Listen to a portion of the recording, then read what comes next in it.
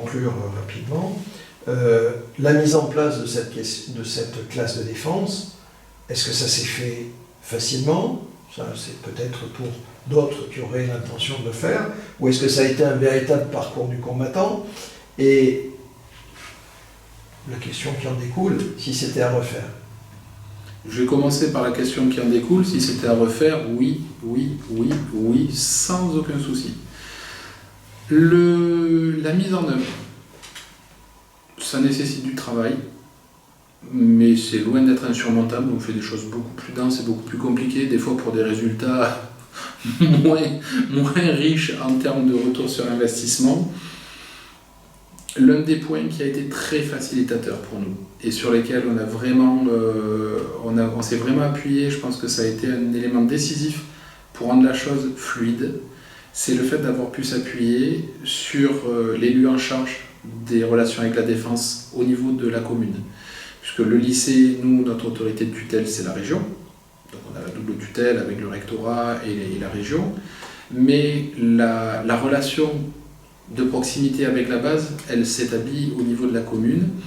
Et le fait d'avoir pu s'appuyer sur une personne en local qui nous connaît bien, parce que c'est un élu local qui vient à nos journées portes ouvertes, qu'on se rencontre, qu'on a d'autres raisons de travailler ensemble sur différents points, et qui connaît aussi parfaitement la base, ses arcanes, les personnes, les services, et qui, lorsque soit la base avait besoin et ne comprenait pas trop comment nous on devait faire ou quoi, et inversement pouvait être le trait d'union, ça nous a permis de ne pas avoir de rendez-vous manqué. Et on avait commencé à travailler d'autant plus sur la question juste avant le Covid. Le Covid était une raison entière et suffisante pour que le projet capote définitivement, parce que, évidemment, pendant le Covid, chacun avait mieux à faire, même si, pendant le Covid, on a été le centre de production de solutions hydroalcooliques et de solutions désinfectantes pour tous les aéronefs qui ramenaient les ressortissants français de l'étranger ici, fabriqués sur place et donnés gratuitement à la base autant de fois que nécessaire parce qu'ils avaient une mission à accomplir et qu'ils n'avaient pas les moyens de le faire. Donc on a quand même, malgré le Covid, travaillé de lien armée-nation, mais hors présence des élèves, là ça a été vraiment avec les personnels. Mais quand le Covid est passé, qu'on a recommencé à mettre en œuvre les choses, il y avait tellement de choses à relancer que les choses nouvelles, elles sont arrivées en deuxième plan. Mais du fait qu'on avait un interlocuteur commun qui lui a cette charge dans son portefeuille électif, il est revenu nous voir en disant bon, on en était là, on continue, et il l'a fait des deux côtés, et la mariée était trop belle, donc oui, on continue, et on a fini de développer le projet ensemble, et ça nous a permis de le finaliser pour l'année scolaire 2022-2023, de le poursuivre sur 2023-2024, avec tout un tas déjà de petites initiatives marginales, de petites rencontres qu'on avait commencé à faire pour vérifier que ça allait. Mais au final, cet appui, ce trait d'union a été indispensable et a fait que ça n'a pas été insurmontable à faire comme travail. Donc on peut affirmer, entre guillemets, que cette classe de défense a également créé un pont qui sans doute bénéficiera aussi à l'emploi, parce que la base est un gros employeur, et puis tout cet écosystème militaire est un gros employeur à l'avenir pour ces jeunes. On a décloisonné au travers de cette classe de défense. Tout à fait, et ça va même encore plus loin. Alors, je ne l'ai pas arboré aujourd'hui, j'aurais dû. Et là, j'ai un regret en fin d'interview sur le fait que j'ai dans mon bureau l'insigne du groupe Rapace 125, qui a été créé par la colonelle Michel.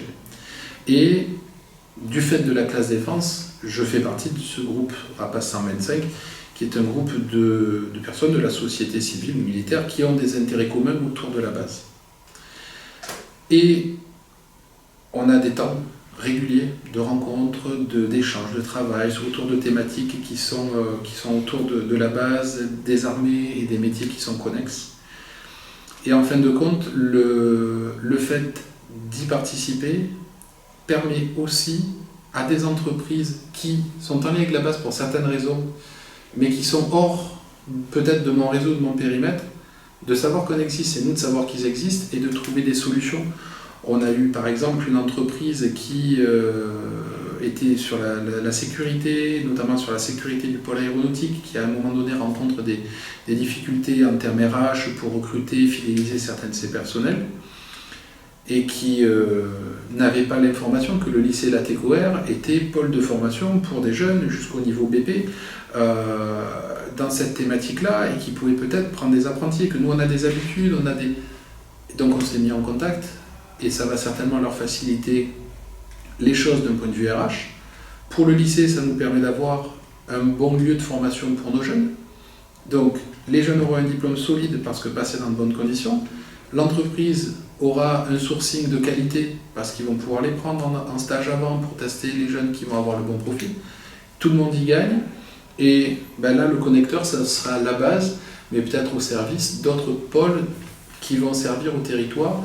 Et on l'a eu sur plusieurs entreprises ou sur plusieurs services comme ça, où cette connexion aussi des responsables de structure entre eux permet d'apporter un plus pour tous les autres. Donc ce groupe-là, Rapace 125, est aussi une opportunité supplémentaire. Une initiative de la colonelle Anne-Laure Michel. Une initiative très très intéressante.